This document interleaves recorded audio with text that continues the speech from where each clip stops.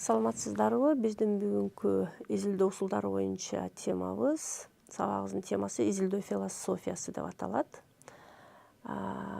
Бүгүн бул биз ошо ар бир изилдөө жүргүзүп жатканда ошол изилдөөбүздүн философиясын кантип түзүүнү үйрөнөбүз. Биз изилдөө жүргүзүп жатып, кандайдыр бир коомдогу билимдин калыптанышына салым кошобуз да. Башкача айтканда, ошол коомдо калыптанган илим көбүнчө ушул изилдөөлөр аркылуу келет. Ошого элдер ишенет жана ошону туура деп кабыл алышат. Ошондуктан ар бир изилдөөчү өзүнүн изилдөөсүн түзүп жатканда, жүргүзүп жатканда эң биринчи суроо ал изилдөөнүн философиясы кандай деген суроо болушу мүмкүн. Бул деген биз өндүрүп жаткан билим, эгерде биз аны өндүрүш катары кабыл алсак, же болбосо биз жараткан билим кандай жол менен келгенин түшүндүрүп берүү дегенди билдирет да. Демек, изилдөө философиясы бул биз жараткан илим кайсы жол менен келгендигин түшүндүрүү.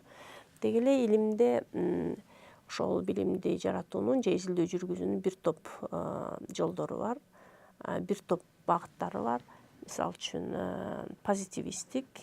позитивизм деп аталган жол, интерпретативизм деп аталган жол, реализм деп аталган жол жана башка бир топ багыттары бар.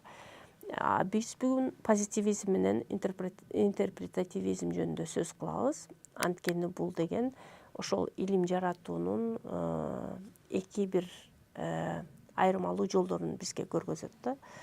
Позитивисттик жолдо, позитивисттик изилдөөдө билим кантип жаралгандыгын жана эмнелерге көңүл бургандыгын, кандай усулдар менен ошол билимге ээ болгондугубуздун, ал жердеги биз издеген чындык, акыйкат же болбосо акыркы жыйынтыгыбыз кандай болоорун түшүндүргөнгө аракет кылабыз. Демек, биринчи багыт позитивизм. Позитивизмге таянсак, анда бул көбүнчө табигый илимдерде жана албетте коомдук илимдерде да колдонулат. Жана позитивисттик жол менен барганда изилдөө жалаң гана фактыларга таянат. Демек, изилдөө объективдүү болуш керек. Андагы ар бир фактылар абдан так болуш керек. Жана биз алып келген жыйынтык, биз жеткен жыйынтык бул абсолюттуу жыйынтык болуш керек, объективдүү жыйынтык болуш керек. Ага эч кандай изилдөөчүнүн жеке пикирлери, жеке ойлору же болбосо ошо биз изилдеп жаткан коомдогу жеке нерселер таасир этпеш керек. Башкача айтканда, объективизмге жетишүү, объективдүүлүккө жетишүү жалаң ошо фактылардын жана сандардын эсебинен жүргүзүлөт. Башкача айтканда, изилдөөчү өзү изилдөөнүн жыйынтыгына эч кандай таасир эте албайт. Изилдөөнүн жыйынтыгы ошо сандардын, фактылардын эсебинен жетишилет. Ал эми экинчи изилдөөнүн экинчи жолу бул интерпретативизмди алып карасак, чечмелөө деп которсок болот да муну. Интерпретация же чечмелөө деп колдонсок болот. Бул илимге ылайыктуу. Көбүнчө бул илим коомдук илимдерде колдонулат. Буга ылайыктуу биз негизинен басымды фактыларга эмес, маани мазмунга жасайбыз да. Ошол усулдарыбыз дагы ошол маани мазмунду табууга багытталат. Эгерде позитивизмде биз фактыларга көңүл бурсак, биз ошол фактылардын аркасында кандай маани мазмун жатат, ошого көңүл бурабыз. Башкача айтканда, ошол жердеги жашап жаткан элдер ошол фактыга карата кандай, ошол фактыны кандай маани мазмунда колдонуп жатышат, же болбосо ошонун аркасында кандай маани мазмун жатат деген сыяктуу суроолорго кызыгып, кишилердин өзүнүн чечмелөөлөрүн, ошол маани мазмунду кантип чечмелеп жаткандыгын изилдейбиз. Башкача айтканда, интерпретация кылганда кишилер өздөрү колдонуп жаткан нерселердин ошолорго карата өздөрүнүн чечмелөөсүн жана аларды кантип кабылдап түшүнүп жаткандыгын изилдейбиз. Эми позитивизмге келсек, кайрадан позитивизмде карама каршылыктуу нерселер бар да. Мисалы үчүн биз айтып коебуз оппозициялык байланыштагы нерселер. Мисалы үчүн ал жерде чындык жана жалган, же туура эмес деген түшүнүктөр абдан кескин коюлат да. Мисалы үчүн жыйынтык туура эмес гана болушу мүмкүн. Ал туура эмеске жетүү үчүн ошол усулдарга абдан көңүл буруу керек да. Ал жердеги негизги жооп ооба жок деген кескин түрүндө көрүнүшү мүмкүн. Ал эми интерпретативизмде эч кандай кескин жооп жок. Мисалы үчүн чындыкка келгенде бул чындык же чындык эмес, же туура эмес, же калп деп кескин жооп бере албайбыз. Биз бул кайсы бир деңгээлде бул туура болушу мүмкүн, же болбосо бул бир гана топко туура болушу мүмкүн, экинчи топто мунун мааниси өзгөрүшү мүмкүн деп жооп беришибиз мүмкүн. Анан биз ооба жок деп да кескин айта албайбыз. Биз кайсы бир деңгээлде бул ооба же жок деп жооп беришибиз мүмкүн. Ошондо интерпретативизм менен позитивизмдин усулдарга келгендеги өзгөчөлүгү бул сандык жана сапаттык усулдардын колдонушуна байланыштуу болот да. Мисалы үчүн позитивизмде көбүнчө сурамжылоо анкеталар колдонулат. Ал жерде көбүнчө лабораториялык эксперименттер колдонулат, формалдуу бир усулдар колдонулат, көбүнчө сандык усулдар колдонулат да. Бул жерде негизги нерсе болуп ошол так бир сандардын, фактылардын эсебинен жыйынтык чыгаруу. Ошон үчүн мисалы үчүн эксперимент жүргүзүлгөндө дагы биз текшеребиз. Биздин эксперименттин жыйынтыгы көрсөткөндөй ооба же жок деген жоопту алабыз. Ал эми интерпретативизмде болсо, эгерде биз ушул усулга ылайык өзүбүздүн жыйынтыгыбызды чыгарсак, анда биздин усулдар дагы сапаттык усулдар болуп эсептелет. Мисалы үчүн биз анчалык сурамжылоого же болбосо анкетага көңүл бура бербейбиз. Анчалык биз изилдеп жаткан топтун санына көңүл бура бербейбиз. Көпчүлүк же азчылык деп. Бизде эгерде интервью колдонсо, эгерде маек колдонсо, бул көбүнчө формалдуу эмес болушу мүмкүн да. Ал жерде бир так кескин суроолор коюлуп, ага ооба жок деген ачык, жабык суроолор менен коюлуп, дайым ооба жок деген жоопторду алуу максатында жүргүзүлбөйт. Бул деген формалдуу эмес, өтө табигый сүйлөшүүгө, маектешүүгө жакын интервью болот. Андан сырткары кейс стади деп коет да, бир жеке кишинин же бир кайсы бир уюмдун же бир жеке бир көрүнүштүн мисалында аны ар тараптуу изилдеп чыгып, ошонун негизинде жыйынтык чыгаруу. Албетте, биздин мындай жыйынтыгыбыз эч убакта жалпылоочу мүнөзгө ээ болбойт. Ошондуктан бул сапаттык деп аталат. Андан сырткары байкоо жүргүзүү. Биз буга чейин айтып кеткендей, интерпретативизмде байкоо жүргүзүү негизги усул болуп эсептелет. Бул деген узак убакытты талап кылат жана ошол эле убакта ошол биз изилдеп жаткан көрүнүштү ар тараптуу узак убакыт боюнча изилдөө дегенди билдирет. Ошондо кайрадан салыштырып көрсөк, позитивизм менен интерпретативизмдеги негизги айырмачылык бул сандык, сапаттык изилдөөлөрдүн колдонушунда эле эмес, объективдүү жана субъективдүү деген нерсени түшүнүүдө да айырмачылыктар бар да. Мисалы үчүн, объективдүүлүк бул деген жете ала турган нерсе позитивизмде. Ал үчүн усулдарды туура пайдаланып, тандоону туура жүргүзүш керек. Ал эми интерпретативдүү усулду колдонсок, мында объективдүүлүк эмес, бизге көбүнчө субъективдүүлүк маанилүү. Анткени биз кайсы бир маалымат үчүн объективдүү көз карашын издебейбиз. Биз негизинен эле көз караш башынан эле субъективдүү деп түшүнөбүз. Ал субъективдүү көз караш өзүнүн субъективдүүлүгү менен бизге абдан маанилүү. Анткени ошол коомдо болуп аткан көрүнүш, окуялар, коомдо болуп жаткан өзгөрүүлөр бул жөн эле эч кандай бир сырткы нерселер таасир этпей турган өзгөрүүсүз нерсе катары кабылданбайт. бул ошол кишилер кабыл алынып жаткан көрүнүш катары кабыл алынат. Көрүнүштүн өзү эмес, ошол көрүнүштү кишилердин кабыл алуусу бизге маанилүү.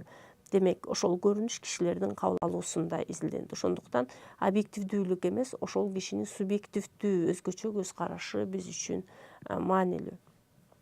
Ошондуктан биз кандайдыр бир эксперименттерди жүргүзүп, так жыйынтыктарды алууга эмес, ошол кишинин ошол коомдо болуп жаткан окуяларга карата өзүнүн түшүнүгүн жана эмне үчүн ушул киши ушундай пикирде экендигин окумуштуунун чечмелөөсү биз үчүн негизги максат болуп эсептелет.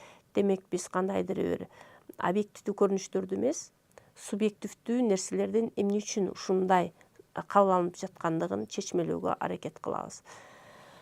Эгерде позитивисттер өтө чоң аймактарды камтып, өтө көптөгөн сандар менен иштесе, интерпретативдик изилдөөдө биз деген көбүнчө чакан бир аймакта, чакан бир топтор менен изилдөө жүргүзөбүз да. Демек, чоң сандалуу бир изилдөөгө катышкан аймактын өтө кеңири камтылышы же болбосо өтө көптөгөн сандардын камтылышы, мүмкүн болчу көптөгөн кишилердин камтылышы биз үчүн анчалык чоң мааниге ээ эмес.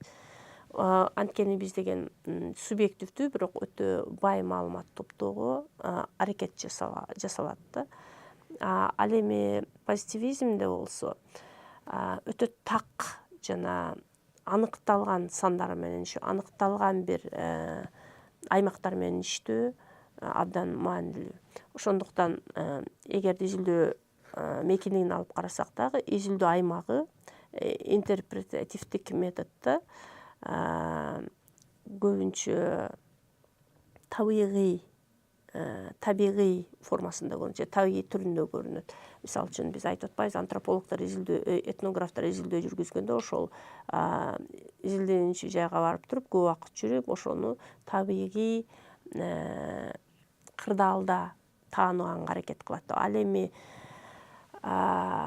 позитивисттик изилдөөдө бул атайын изилдөө үчүн ыңгайлуу бир жасалма кырдаал түзүлөт да. Мисалы үчүн экспериментти жүргүзүү үчүн атайын кырдаал түзүлүп, ошол эксперимент жүргүзүлөт. Же болбосо кандайдыр бир сурамжылоо жүргүзүш үчүн биз коомдо болуп жаткан ар кайсы топтордун пикирин чагылдырабыз деп, ошол топтордун ар биринин өкүлдөрүнөн тандап, анан алардын саны канча болот жана кайсы топторду киргизебиз, ушуларга келгенде абдан так бир усулдук иш аракеттерди жүргүзүп, ошол изилдөө чөйрөсүн түзөт. Демек, изилдөнүүчү чөйрө же болбосо изилдөнүүчү аймак же изилдөнүүчү топ бул атайын изилдөөчү тарабынан аныкталып такталат. Ал эми этнографиялык изилдөөлөр же интерпретативдик усулда бул деген табигый болуп көрүнөт да.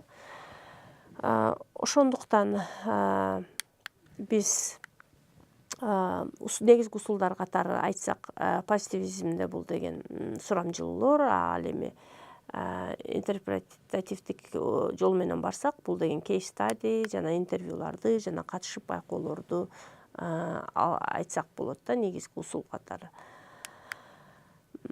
Ошондо позитивисттер негизинен ошол өздөрүнүн усулдарына таянып, коомдо болуп жаткан нерселерди, андагы табигый бир мыйзам ченемдерди аныктап, түшүндүрүп жана коомдо болгон көп нерселерди алдын ала айтууга мүмкүнчүлүк алышат.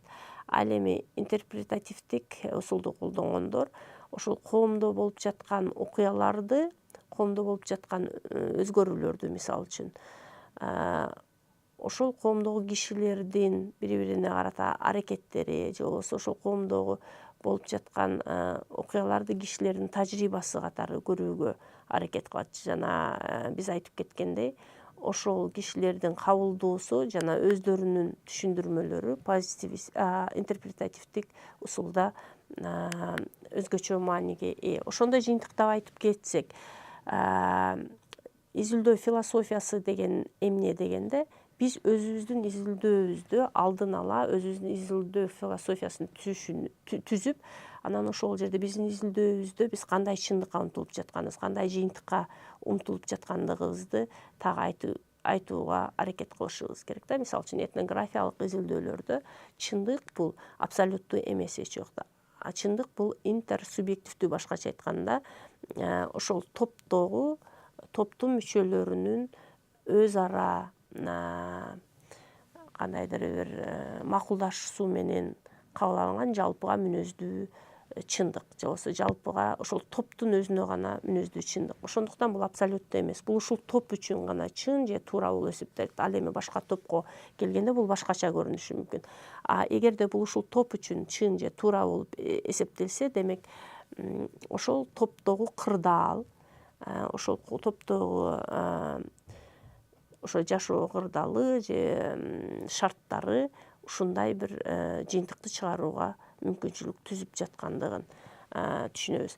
Ошол жерде биздин философиябызда, изилдөө философиябызда изилдөөчүнүн үнү эмес, ошо изилденип жаткан субъекттердин үнү зор мааниге. Ошондуктан үн дегенге келгенде бул көпүндүү изилдөө деп эсептесек болот да. Бул жерде жеке эле изилдөөчүнүн үнү үстөмдүк кылбастан, ошол жердеги изилдөөгө катышкан субъекттердин дагы үндөрү угулуп туруш керек. Башкача айтканда, алардын пикирлери дагы угулуш керек. Башкача айтканда, ошолордун пикирлерин чечмелөө бул изилдөөчүнүн негизги алып келе турган кандайдыр бир салымы болуп эсептелет.